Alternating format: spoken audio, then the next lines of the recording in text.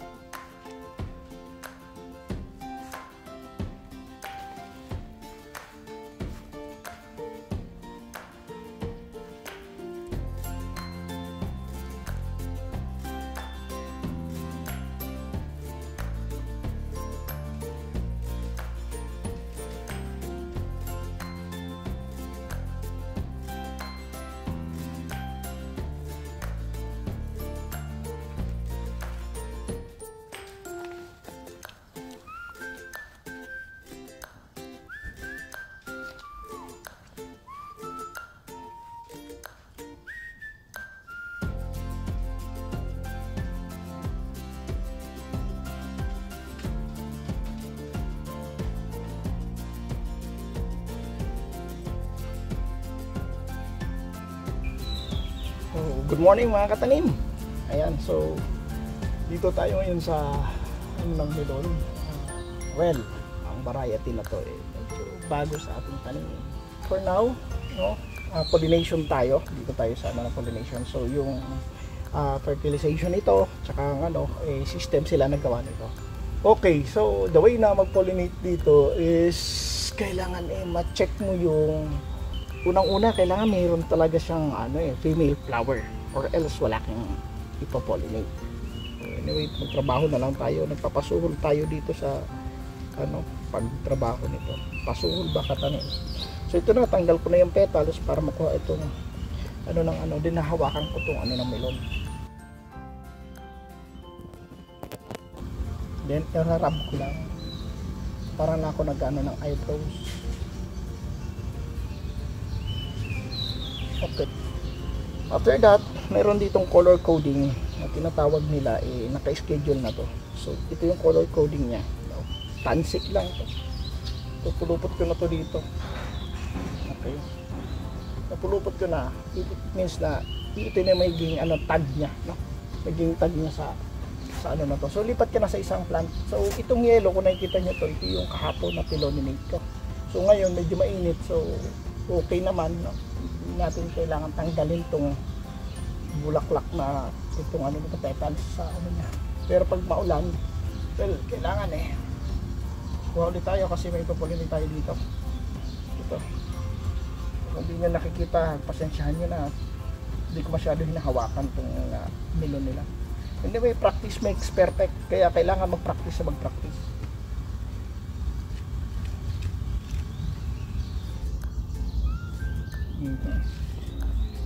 So, isa pa.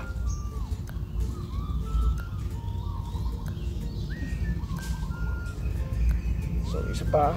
Yun. So, dalawang pang natin, pang dot doon, pang rate doon sa female flower. Itong male flower na to. Medyo makati lang talaga to sa kamay, pero well, masaya naman.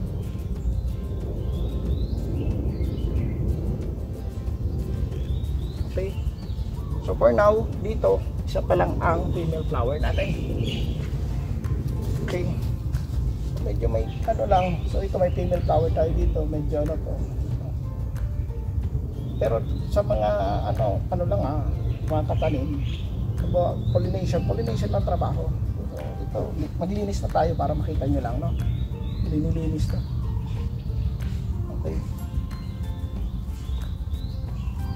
Flower. Okay. So yan na. Next is dito ka na. Okay.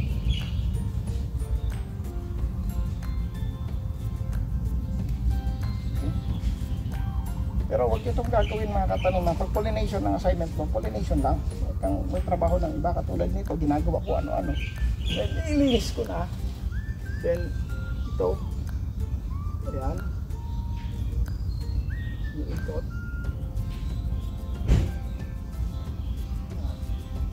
Pag pollination, saka lang natin ito balikan, no? Pag ikot-ikot nito, pollination na lang muna ang trabahawin natin.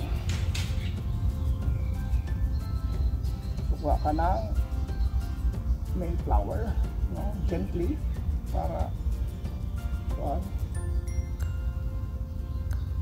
okay. So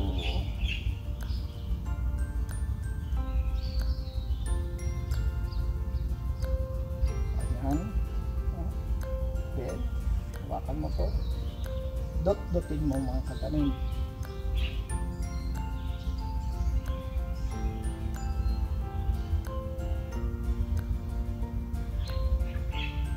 So isa na, kuha pa tayo isa pa.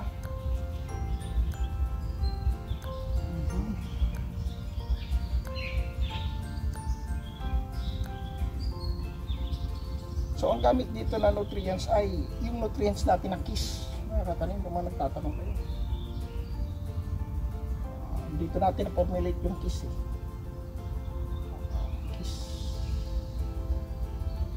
KISS sa bayhan. Okay? Then kuha ka ng tag. Nakalimutan natin maglagay ng tag doon. Alam ko, pinagsasabihin nyo na, hindi naglagay si Katanim doon ng tag. Okay? So kung nakalimutan nyo maglagay ng tag, at maybe sabihin mo na di mo na pollinate, diba? You can pollinate it once again, diba? Para maalala mo, kuha ka ulit, Makati,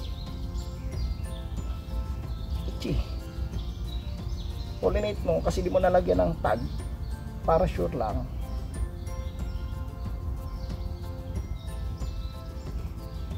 Okay.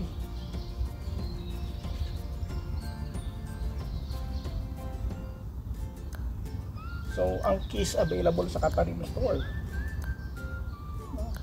Shopee or Lazada. Mayroon din dito, foliar. Nagpo-foliar sila dito ng seaweeds extract, yung Katanim seaweeds extract. Yes, nakarating dyan ng Katanim seaweeds extract. Yes, yan, ganyan. So, okay na, nalagyan natin ng tag. Next. Ito naman ulit ng Katanim. Ganyan. Okay. So, sa kabila wala. Okay. So tapos na tayo dito, may tag na to, meron ng label. Ito naman, tanim. So kukuha ka dito sa puno niya. So shout out sa mga nagmemelon sa Pilipinas, no? Okay.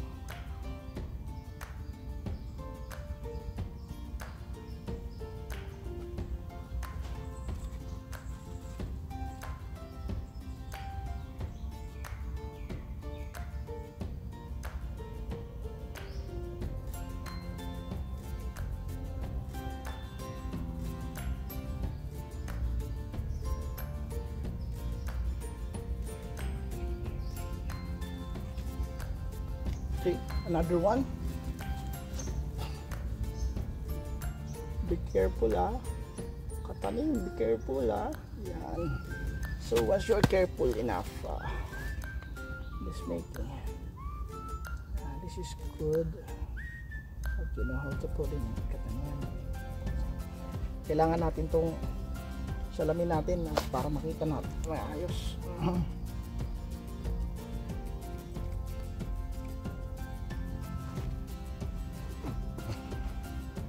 Then tag,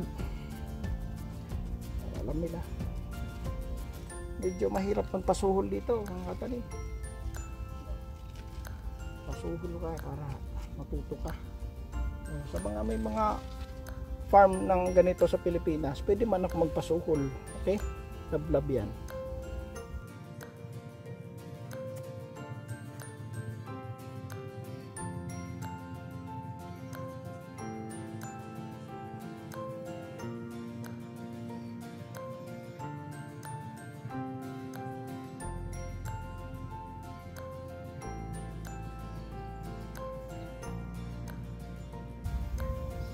So sa mga gusto matuto nito mga katanim, comment lang kayo. No? Comment lang kayo para malaman ko kung sinong interested sa melon. Okay? Tapos join kayo doon sa group sa Katanim Modern Agriculture. Kasi Doon sa group, doon tayo mag-update. Makita natin kung sino mga interested sa melon.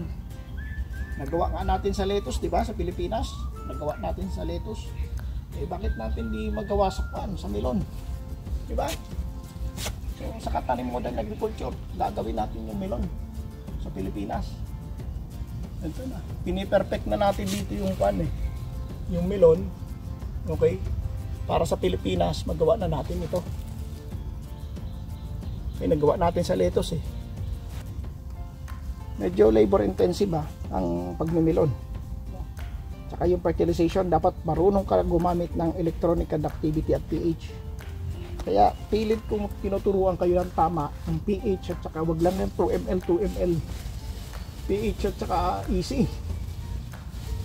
No, kasi pag nagpunta tayo dito sa melon, sa mga fruit bearing, ang pinag-uusapan dito eh sukat ng ng nutrients. Hindi basta-basta 2 ml, 2 ml to. Hindi ganoon. Kaya ngayon pa lang, kung mag-hydroponics kayo, aralin niyo ang tama. Sundin ang instruction ng tama. Hindi yung 2 ml, 2 ml. Hanggang saan kang 2 ml darating yan? Oh. Dito, aralin ang pH, aralin ang easy.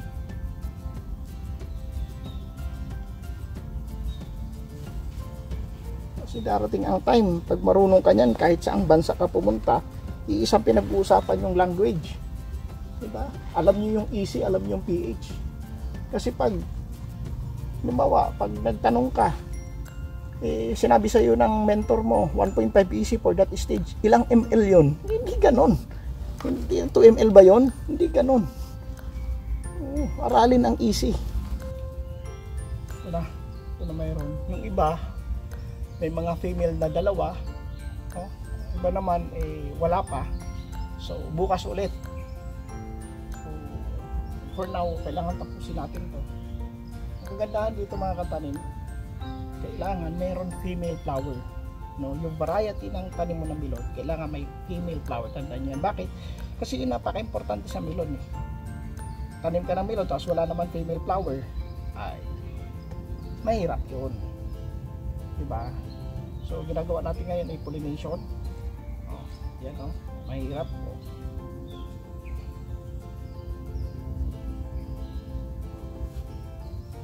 Okay, kailangan may female flower na mabuo. Without female flowers, wala kang ma-harvest. Wala may female flower. Okay.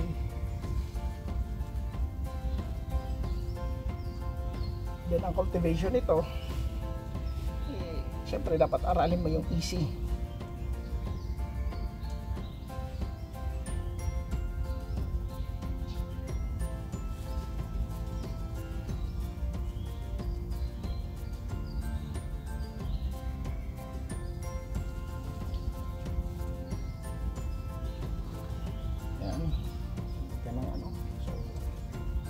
Pagpapasuhod natin dito eh medyo matrabaho, labor intensive, pero at least yung pasuhod mo dito maganda-ganda.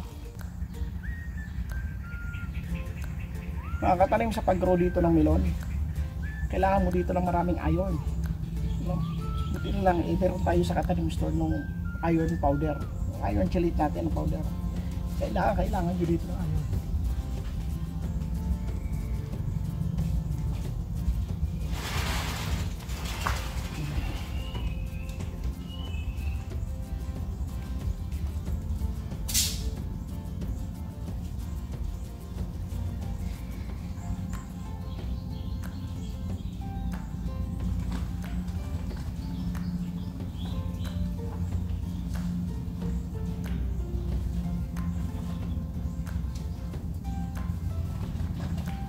Pa-comment na lang mga katanim, no?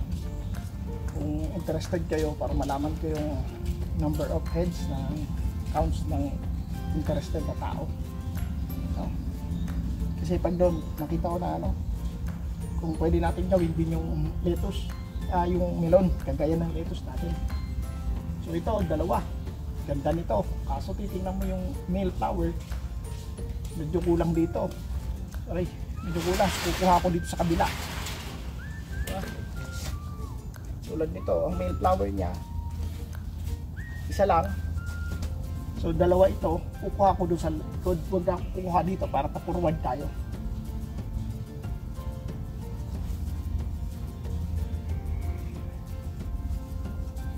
Baka doon sa unahan kasi kulang-kulang din.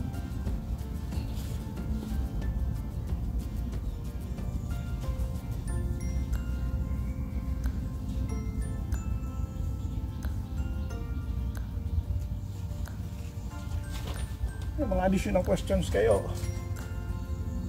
comment na lang.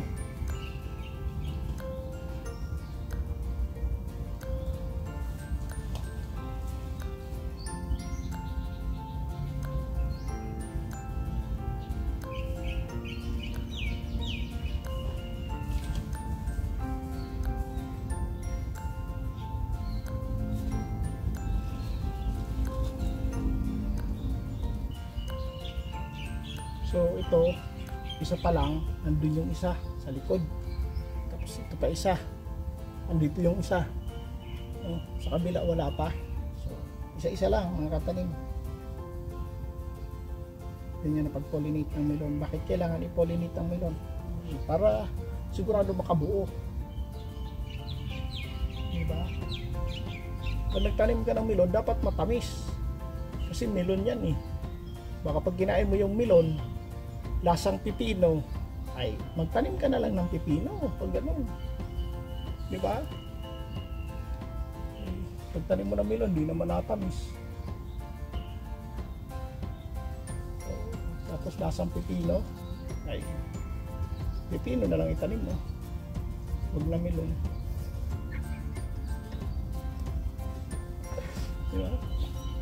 Paano tumamis sa melon? Lumamit ka ng kiss, gumamit ka ng seaweeds.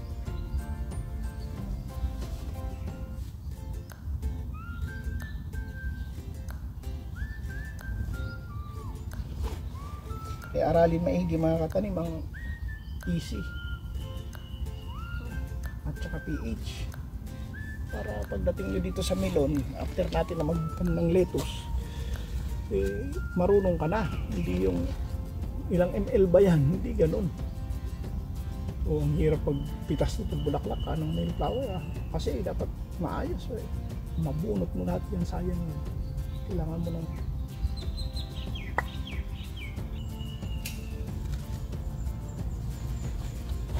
kapag hindi ka pa satisfied doon katanim sa ano mo, kuha ka pa pangatlo kasi kung kulang,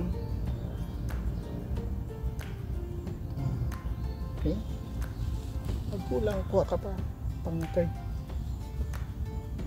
at least mabuo kasi you have only one chance.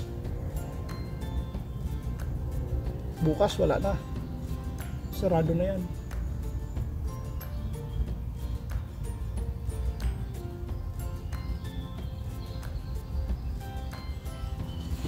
Then don't forget the time.